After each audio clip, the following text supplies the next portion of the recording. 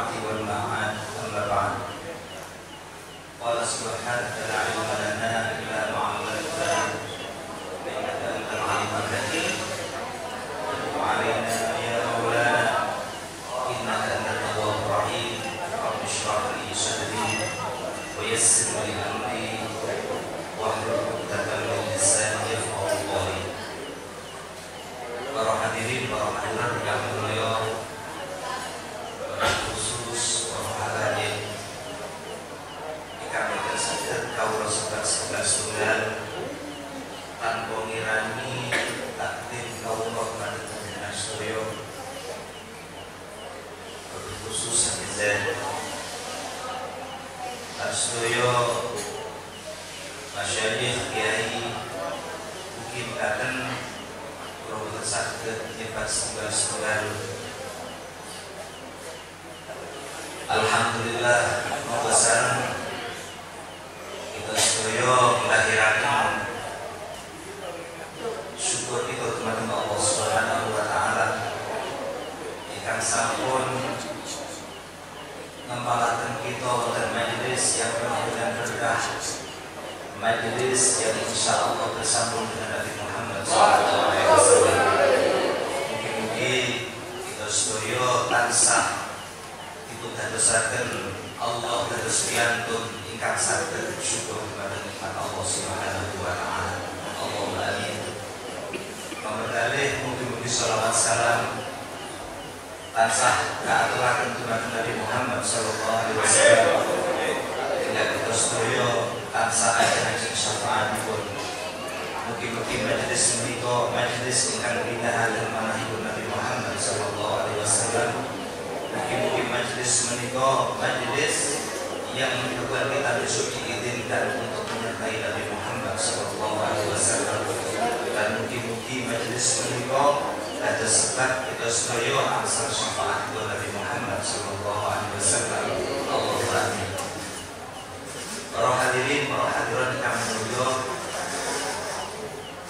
termasuk ciri khas Ahlus Sunnah wal Jamaah adalah suka untuk tawassul. Termasuk ciri khas Ahlus Sunnah wal Jamaah yang menyebut tawassul. Wabtagu ilaihil wasilah.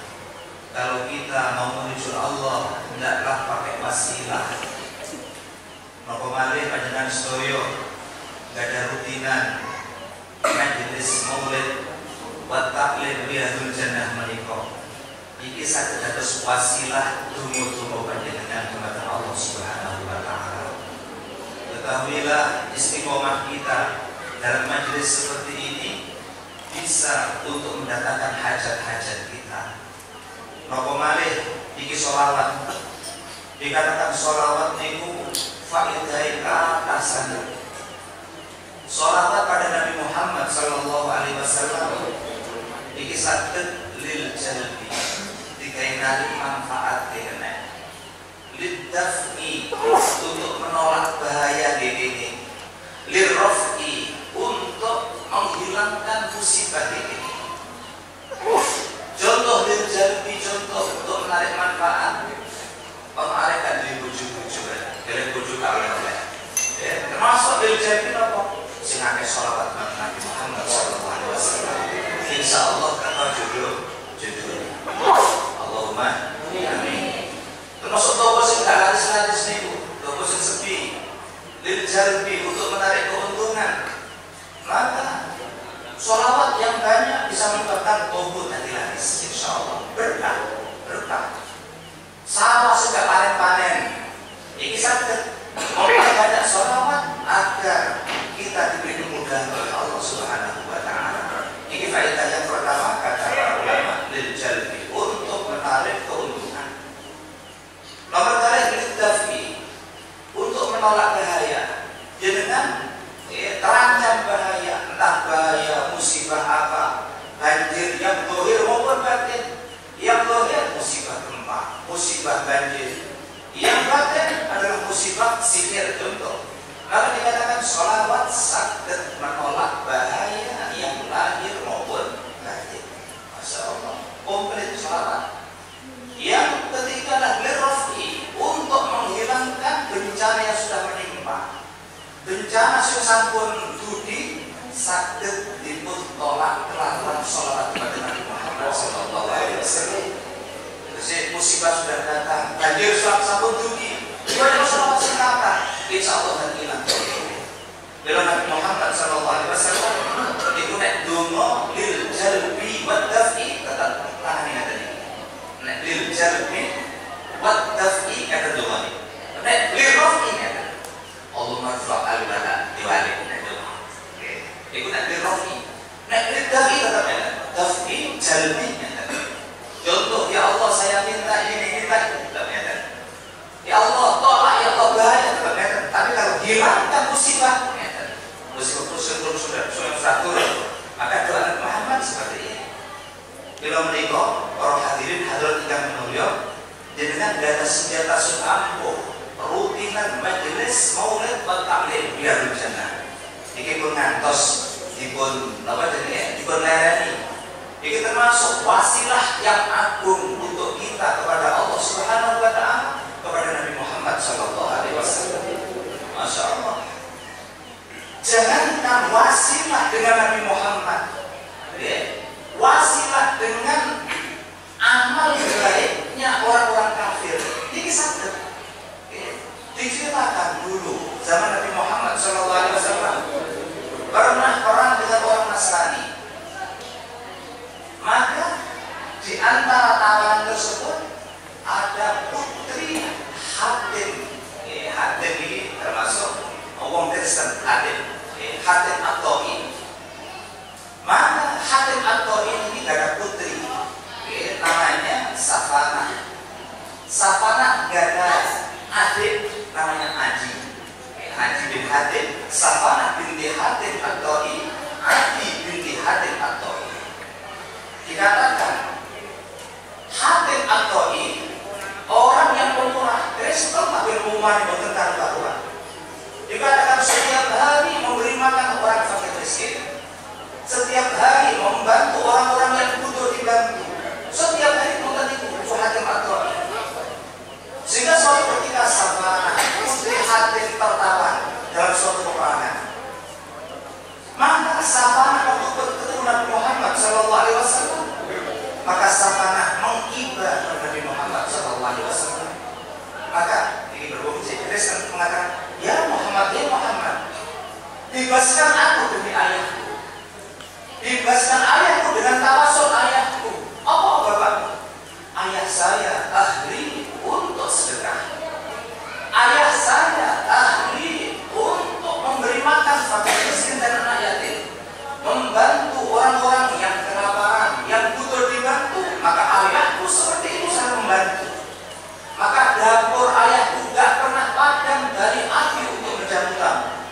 Maka Hatim At-Ta'i kita kenal orang yang luar biasa sengaja Kristen. Ya, sengaja Kristen. Maka Safanah menghibah pada Nabi Muhammad agar dibebaskan perantaraan kemurahan ayahnya. Demi ayahku yang murah, wahai Muhammad, tolong bebaskan aku. Namun bisa ayahnya. Apa kata Rasulullah? Wahai Safanah, wahai bulan, ketahuilah sifat ayahmu yang pemurah, sifat ayahmu yang dermawan, yang suka membantu orang, itu semua ada pada setiap sahabat Nabi Muhammad SAW. Nah, dalam agama Nasrani mereka apa kok sebuah dewasa apa yang menurut. Maka Rasulullah SAW mengabulkan permintaan Safanah sampai akhirnya Safanah dibebaskan oleh Nabi Muhammad SAW. Atau bebas mergo tawasul amal balik. Maka Safanah meminta lagi, melihat Rasul itu orang yang dermawan luar biasa, akhlaknya luar biasa. Safanah melihat teman-temannya perempuan masih di taman, maka menghibah yang kedua kali pada Nabi Muhammad SAW. Ya Muhammad, tetapilah banyak perempuan dari kaumku yang di taman, tolong bebaskanlah, karena engkau termasuk adalah orang yang pemurah dan dermawan. Maka akhirnya Rasulullah memerdekakan semuanya, melepaskan semuanya, diperintah untuk pulang. Sampai akhirnya Safanah masuk Islam.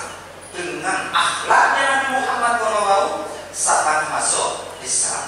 Setelah masuk Islam sangat gembar-gembar tentang Nabi Muhammad yang pemurah, Nabi Muhammad yang orangnya yang sangat indah dalam segala hal, tutur sapanya indah dan segala-galanya. Maka sampai Adi, siapa namanya Adi, dikatut untuk Islam bisa. Maka dikatakan Adi bin Hatim ini menjadi sahabat yang baik, dan Adi bikin niru sifat bapak. Persis nek bapak iluman, Adi iluman. Kalau ayahnya suka membantu anak yatim, Adi membantu anak yatim. Kalau ayahnya adalah ahli membantu orang-orang yang butuh dibantu, Adi ikut niru. Maka untuk urusan yang seperti ini Adi niru. Cuma nek Kristen gak niru Adi. Betul niru. Maka dalam pepatah biasanya baca ilmu nahwu, lafaz abun, bahasa Arab abun, itu adalah tanda rafa'nya pakai wawu, nasabnya pakai alif. Ro'aitu atau qasim pakai alif. Cuma saya ngarani lafaz abun itu rafa'nya pakai dhammah, nasab pakai fathah, jernya pakai kasrah. Termasuk ini. Contohnya apa? Tentang qasidah orang yang memuji daripada Adi bin Hatim At-Ta'i. Wonten qasidah dari ilmu nahwu, bi abihi tata adiyun fil karam wa man yushabi abahu fama dhalam. Bi abihi tata adiyun fil karam faman yushabi abahu fama dhalam. Bi abihi dengan ayahnya Adi, itu tanda Adi mengikuti jejak ayahnya fil karami, dalam lumannya, murahnya. Adi dirubah sampai bapaknya pada rumahnya. Wa mayyushabih, barang siapa menyerupai ayahnya, fama dolan, maka dia tidak dolim. Barang siapa menyerupai ayahnya, maka dia tidak dolim. Maka dari sini para ulama itu dawuh, nek anak niru bapak, urusan kebaikan, berarti anak tersebut tidak dikatakan dolim. Bapak sapa masjid, anak sapa masjid, berarti tidak dolim. Bapak ahli maulid, anak ahli maulid, tidak dolim. Ayahnya ahli majelis ilmu, anaknya ahli majelis ilmu, berarti tidak dolim. Ayahnya guru ahli membaca Al-Quran, anaknya juga ahli baca Al-Quran, namanya tidak dolim. Sing dolim itu sinten? Sing dolim itu kalau ada orang tua ahli baca Al-Quran, tiba-tiba anaknya ahli baca Al-Quran, dolim berarti ya. Oke, berarti dolim. Kalau ada orang tua dulu ahli dermawan, ahli sedekah, anaknya Pak Pedit, berarti dolim berarti. Kalau ada orang tua dulu ahli majelis, ahli masjid, ahli itikaf, ahli silaturahim, ahli berkumpul dengan orang-orang saleh, kok anaknya tidak seperti itu, maka dikatakan dolim. Tidak dolim. Kita sedoyo punya orang tua, punya kakek, punya datuk, maka mereka punya sifat-sifat baik. Orang sing ahli zikir, orang sing ahli maca Al-Quran, orang sing ahli silaturahim, orang sing ahli kebaikan ini, kebaikan itu, maka kita daftar jadi orang yang tidak dolim. Bagaimana? Maka kita mengikuti jejak ayah kita, jejak orang tua kita. Maka orang tua kita yang dulu khatam Quran setiap bulan, kita teruskan khatam Quran setiap bulan. Kalau ayah kita dulu selalu hadir majelis ilmu, majelis taklim, majelis maulid, kita usaha hadir majelis ilmu, hadir majelis maulid. Kalau orang tua kita dulu adalah ahli bersedekah, ahli untuk memuliakan tamu, kita hidup mereka ahli sedekah, ahli memuliakan tamu. Agar apa? Agar kita tidak dianggap dolim oleh Allah Subhanahu wa Ta'ala. Kalau bi-abi ta'adiyun fil karam, fa yushad bi abahu fa madlam. Ini termasuk apa namanya? Garumenter seorang anak agar tidak dolim kepada Allah Subhanahu wa Ta'ala, ikuti jejak orang tuanya yang mulia dalam kebaikan-kebaikan. Para hadirin, para hadirat yang dimuliakan, kita sedoyo adalah orang-orang yang diharapkan untuk dapat ridha Allah Subhanahu wa Ta'ala. Dikatakan oleh Imam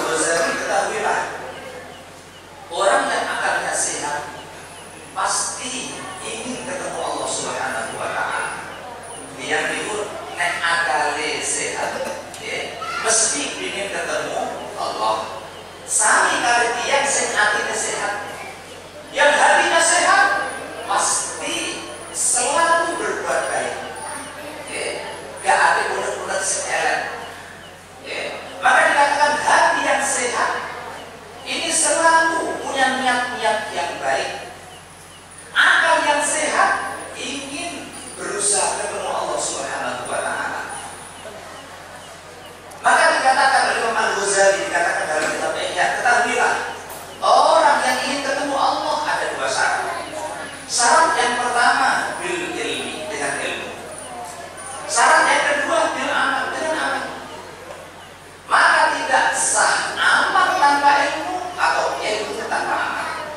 Kedua-duanya harus saling sinkron. Ilmu kali amal, amal kali ilmu. Ini sak paket.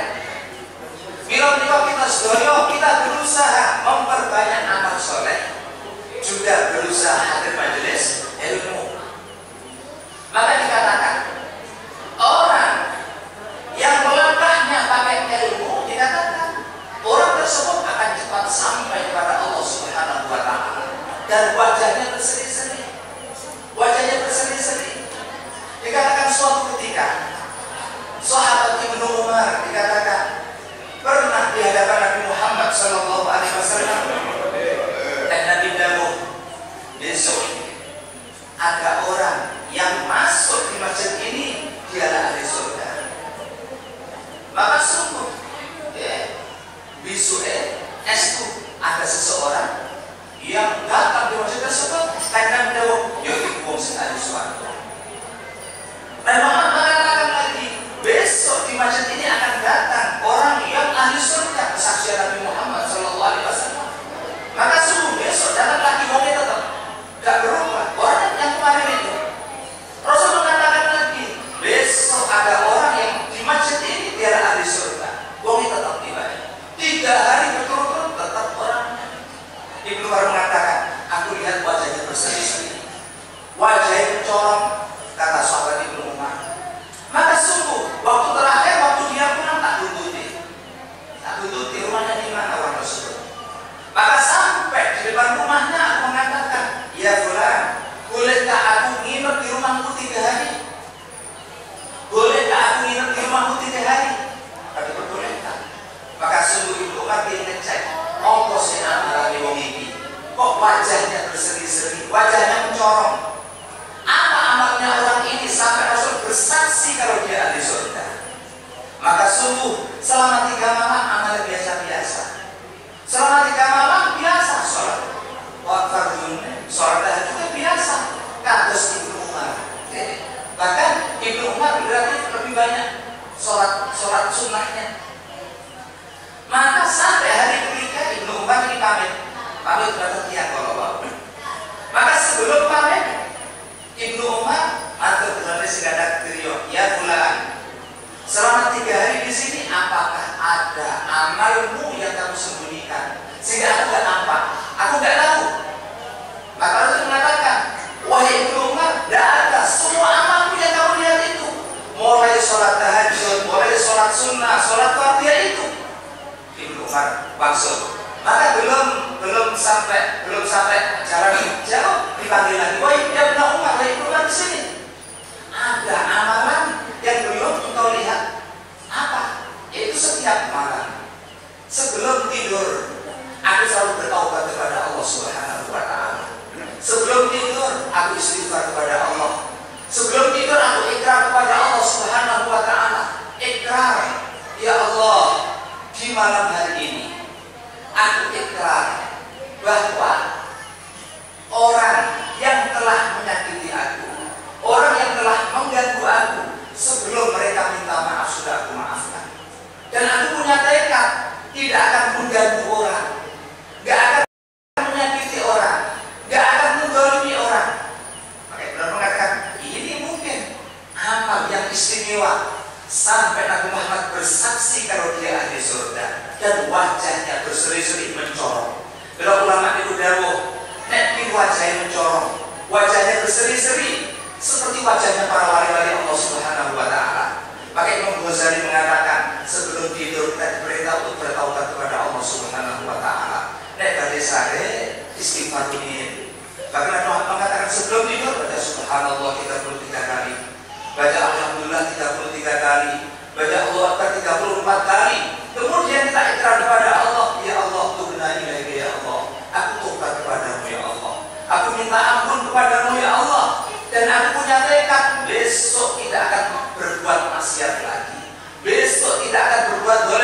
siapapun, dan siapapun yang bersalah kepada ya Allah sudah aku maafkan sebelum mereka minta maaf. Maka dikatakan ini termasuk cara agar wajah kita berseri-seri, wajah kita padan. Itu dikatakan qalbun salim, hati sehat ini. Jika suatu ketika saya bukan misalnya cerita tak wujud, termasuk dari harga ini, termasuk minimal pangan pak ini atau datuknya. Suatu ketika beliau ditawar oleh Allah Subhanahu Wa Taala, ya fakhrul wujud, ya Syekh Abu Bakar Salim, aku beri engkau dua pilihan. Engkau ingin punya anak menjadi ulama-ulama besar, ulama-ulama yang terkenal, ulama-ulama yang alim, yang hebat-hebat, yang tak terkalahkan, atau engkau milih anak yang hatinya sehat, atau engkau milih orang yang hatinya sehat, anak kalian, anak kita. Maka beliau mengatakan pada Allah, ya Allah, aku pilih putra-putraku, anak cucuku adalah di qalbin salim, adalah anak-anak yang punya hati yang sehat, tidak ada sombong, tidak ada hasud, tidak ada iri hati, tidak ada suudzon, tidak ada bangga diri, tidak ada pelit. Ini termasuk qalbun salim yang mana dikatakan besok waktu orang ketemu Allah akan malu, kecuali orang yang hatinya sehat, kecuali orang yang di qalbun salim besok tidak malu di hadapan Allah Subhanahu Wa Taala. Kata Nabi Ibrahim akan dawuh doanya Nabi Ibrahim, wala tukhzini yauma yub'atsun yauma la yanfa'u malun wala banun illa man atallaha biqalbin salim. Ya Allah, jangan permalukan aku besok ya Allah. Siapa? Illa man atallaha biqalbin salim. Yang tidak malu ketemu Allah itu siapa? Orang yang hatinya sehat, yang tidak ada sombongnya, tidak ada hasudnya, tidak ada iri hatinya, tidak ada bangga diri, tidak ada suudzon, fresh, masya Allah, fresh, indah, masya Allah. Maka sampai dikatakan, apa itu? Nek tinggal tiang, siapapun dia, kita harus tunggu. Barangkali dia orang yang sedang menguji kita. Sampai diceritakan, Kiai Husain Ilyas Mojokerto, diceritakan beliau termasuk seorang kiai yang sering ketemu Nabi Khidir alaihissalam. Suatu ketika beliau haji dengan istrinya dan dengan datangnya tujuannya, dilarang orang-orang baik itu bisik-bisik, koyok nyambung mengenai pengarang mencium pipi Kiai Husain Ilyas, diambung. Bojone ngamuk cemburu, maklum mulai dari cemburu. Maka selesai itu saya berkata di ngerti ya, sopo mau. Bahkan dikatakan sampai di masa wong akeh, wong Mojokerto pada muskil, Kiai Husain waktu haji aku mantan wong itu. Kiai Husain aku mantan wong itu. Kiai Husain dapat bojone di ngerti ya, sopo mau. Dia adalah Nabi Khidir yang membisikkan sebuah perkataan penting kepada Masya Allah. Nabi Khidir sampai pedok wong itu bahkan itu ya, pedok di wong itu sing godhong arek, maka kita tetap husnuzon. Jangan jadi Nabi Khidir yang sedang menguji keimanan kita, menguji keyakinan kita kepada Allah Subhanahu Wa Taala. Kembali pada Syekh Khalil Salim diceritakan hati yang sehat termasuk agar kita besok tidak malu di hadapan Allah Subhanahu Wa Taala. Orang yang punya hati yang kotor, yang sakit, sombong, iri hati, dengki, suudzon, bangga diri, pelit, itu besok malu di hadapan Allah Subhanahu Wa Taala. Atas hubunganipun Nabi Ibrahim alaihissalam, wala tukhzini yauma yub'atsun yauma la yanfa'u malun wala banun illa man atallaha biqalbin salim. Kecuali orang yang menghadap Allah dengan hati yang sehat. Maka waktu Syekh Abu Bakar Salim diberi tawaran tersebut, beliau bersimpuh kepada Allah, ya Allah, aku memilih ya Allah anak cucuku bukan dari ulama-ulama besar, tapi anak cucu yang sehat hatinya, yang hatinya tidak sombong, yang hatinya tidak bangga diri, yang hatinya tidak ujub, tidak riak, tidak penyakit hati yang macam-macam. Maka dikatakan setelah beliau mengatakan seperti itu, dikatakan maka anak cucu beliau menjadi ulama-ulama besar gara-gara nyuwun putra putri yang punya hati yang sehat. Anak cucu beliau menjadi ulama-ulama besar besar.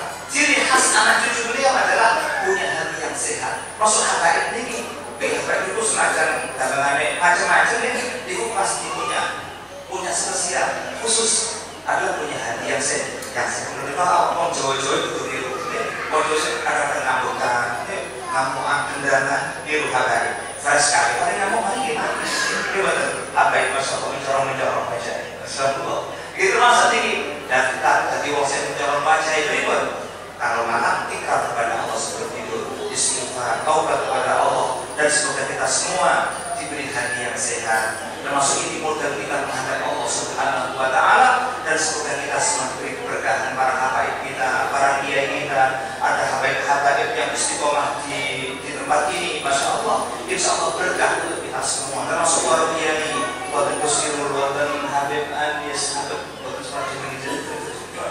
walaupun masalah berani, walaupun Ustaz Ishak, masalah buki, asal keberkahan setuju Allah Subhanahu wa Ta'ala, dan semoga kita semua kesalahan kita selama ini diampuni oleh Allah Subhanahu wa Ta'ala, dan semoga majelis ini majelis yang memberkahi keadaan kita dunia sampai akhirat, dan semoga berkah majelis ini kita besok kembali dikumpulkan oleh Allah di surganya Allah Subhanahu wa Ta'ala bersama orang-orang yang kita cintai di akhir